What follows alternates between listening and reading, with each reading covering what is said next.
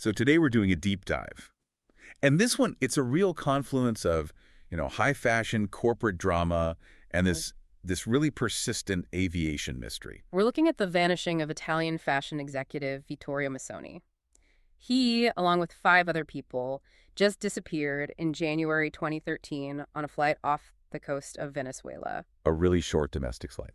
And this was a tragedy that, it instantly ripped a hole in a billion-dollar empire. Right, and that specific route from the Los Roques archipelago to Caracas, it's been given this notorious label by the media. They call it the Los Roques curse. It gets compared to the Bermuda Triangle a lot. And look, while that's obviously dramatic, it is rooted in a pretty disturbing number of planes that have vanished in that same corridor. So our mission here is to get past all the sensationalism and really dig into the facts. We want to unpack the huge corporate fallout from this, detail this just astonishing coincidence of a nearly identical accident on the exact same date, and then, connect the dots. And see how systemic failures really made the whole tragedy worse and kept the mystery alive for over a decade. Exactly. Okay, so let's start with the scale of who we're talking about.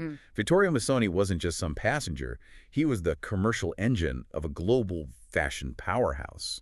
The whole Missoni story is incredible. It started back in 1953 with his parents, Ottavio, who was actually an Olympic hurdler, and Risita. And they built this brand on that signature knitwear, the vibrant colors, and of course that iconic zigzag pattern. You see it, you know exactly what it is. And when the kids took over in 1996, they all found their roles. His sister Angela handled the creative side. His brother Luca did the technical stuff. But Vittorio, as the CEO, he was something else.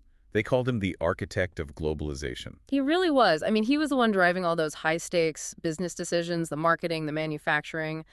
Everything that took Missoni from this niche Italian brand to a global name. And if you need one moment that just captures his genius, you have to look at 2011, the collaboration he did with Target in the U.S. Oh, that was a masterclass. It was absolute market disruption. This was high luxury, suddenly available at a mass retailer. And the demand was just insane. It sold out in minutes. It literally crashed the Target website. That collaboration is still the benchmark people talk about today. Yeah. Vittorio is the guy who made that happen. So when his plane disappeared on January 4, 2013, this wasn't just a private tragedy. It was a full-blown corporate emergency. The sources we looked at call it an immense strategic and operational void. The company lost its chief strategist just overnight, forcing this family-run business into crisis mode while they're also dealing with this unimaginable grief. It completely changed the company's trajectory. It's hard to overstate the pressure they were under, not just to mourn, but to keep the whole thing from collapsing. Okay, let's get to the flight itself. The plane was Transaereo 5074, a Britain-Norman Islander. It's a workhorse plane, known for being rugged. But this particular one, it was built way back in 1968. Almost half a century old at the time. Yeah, a vintage plane. And on board were 6 people, Vittorio and his wife Maurizia, 2 of their friends, Guido Foresti and Elda Scalvenzi, and 2 Venezuelan crew members. Including the pilot, German Marchand, who's 72 years old. Right. So the flight was supposed to be routine, Los Roques to Caracas. 7 minutes after takeoff, the pilot radios in. Confirms they're at 5,000 feet, 10 nautical miles out. Yeah. And that's when things get very, very strange. The last radar data is deeply irregular. It's terrifying, actually. What does it show? It shows a brief acceleration at 5,400 feet, which is odd. Maybe he was trying to correct something. Then right after that. A sudden, catastrophic loss of altitude and speed. The plane veers sharply to the right, and then it's just gone. Vanishes from the radar. And crucially, there was no distress signal. Nothing. 0 communication. And that silence, combined with the bizarre radar data, just fueled all this speculation. You had eyewitnesses saying they saw the plane nosedive. Others claimed it was swallowed by a huge cloud. Total confusion. And at first, the family didn't want to believe it was a crash. They knew those planes could, land on water in an emergency. So they were thinking maybe something else happened. They even entertained the idea of a hijacking by drug smugglers. They said a simple mechanical crash just seemed like the least plausible explanation. Maybe they were just holding on to any hope they could. But that hope was crushed a few weeks later. It was. A bag washed ashore on the Dutch island of Curacao. And it didn't belong to any of the passengers on board. How did it get there? It belonged to another tourist whose luggage was accidentally put on Missoni's plane. Wow. And if you look at a map, Curacao is about 200 miles west of Los Roques. Finding that bag so far away, pushed by the currents, it confirmed the worst.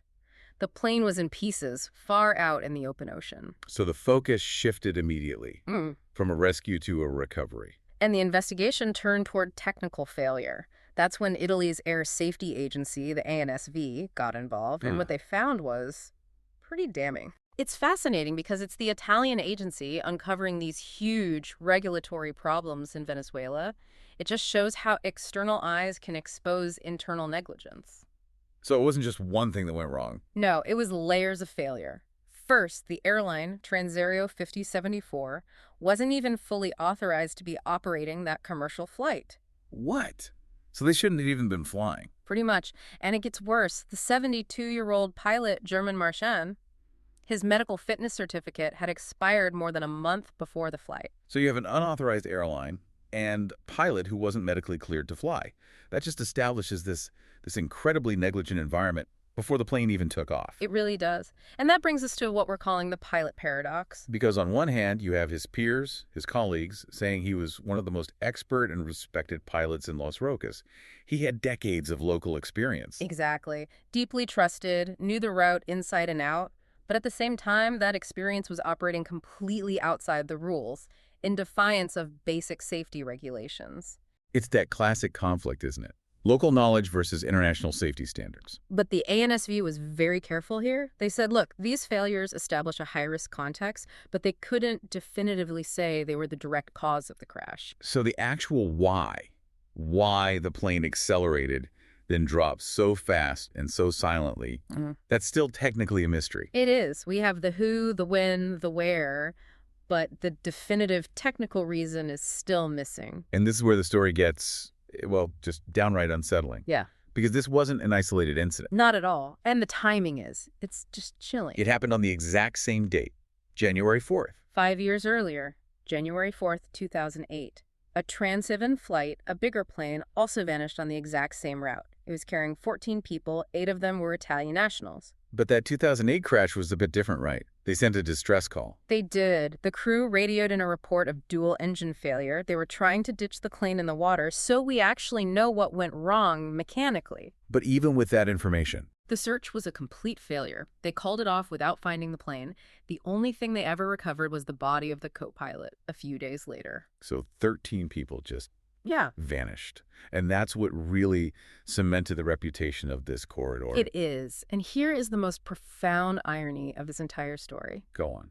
The wreckage of that 2008 plane, the one that had been lost for 5 years, it was finally found in June of 2013. And how did they find it? It was discovered by the U.S. ship, the Sea Scout, while it was looking for the Missoni plane. You're kidding me. So the search for the new tragedy accidentally solved the old one. Can you believe it? And even after they found the 2008 wreck, the sources say Venezuelan authorities couldn't salvage it because of the country's socio-political and economic crisis. Which just goes to show you need that external help. And that is exactly what the Missoni search had. Because of who he was, it became this massive multinational effort. You had Venezuelan authorities, but also money and tech from the Italian government. Vittorio's brother, Luca, who's a pilot, was even up in the air searching. And all that investment paid off. It took 6 months, but they found the wreckage of the Islander in June 2013. They found it at a depth of about 70 meters, using specialized deep-sea tech that Italy provided. And the forensic evidence they found was harrowing. The passengers were still in their seats. Yeah, their seatbelts were still fastened, which suggests the impact was so fast, so acute, that there was no time for anyone to even react. Just a terrifyingly sudden end. But here's the thing. Finding the plane wasn't the end of it. Not by a long shot. No. About a year later, in January 2014, the Missoni family had to come out and issue a public correction to the official reports. Why? What was wrong? They confirmed that only 2 of the bodies had actually been successfully identified. Vittorio's wife, Maurizia, and the co-pilot. So, Vittorio Missoni himself and his friends. They remained unvalidated. Officially still disappeared.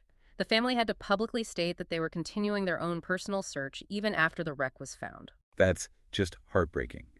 And on top of all that, while this was going on, the family patriarch, Vittorio Missoni, passed away in May 2013. The company had to manage 2 profound losses at once. It demanded this immediate, radical restructuring just to survive. And yet they did. The remaining siblings, Luca and Angela, they stabilized the brand. They had to rebuild the entire commercial strategy that Vittorio had mastered. It's an incredible story of corporate resilience, but it doesn't change the facts of the crash. Even with all that investigation, the official cause for that silent, rapid descent, it remains listed as under investigation. We know how it fell, but we still don't definitively know why. Exactly. So when you zoom out, you have this Los Roques corridor with this reputation that's fueled by, what, at least 15 small aircraft incidents since the mid-90s? Right. And the Missoni case, the highest profile one of them all, still doesn't have a final technical cause, so it's hard to address the root problems. So what's the big takeaway here? Well, I think the Missoni case really highlights a difficult truth.